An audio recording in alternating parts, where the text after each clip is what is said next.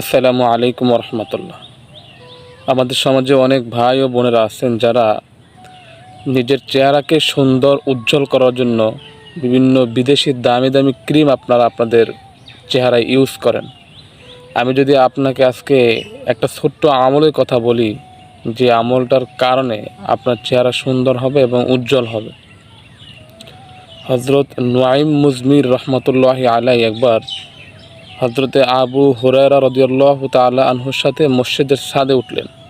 ওঠার পরে দেখলেন যে হজরতে আবু হুরায়রা রাদিয়াল্লাহু তাআলা আনহু ওযু করলেন এবং বললেন, আমি রাসূল সাল্লাল্লাহু আলাইহি ওয়াসাল্লামকে বলতে শুনেছি, কিয়ামতের দিবসে আমার উম্মতদেরকে এমন অবস্থায় হাজির করা হবে যে আমার উম্মতদের ওযুর কারণে হাত, মুখ, পা এগুলো সব উজ্জ্বল থাকবে।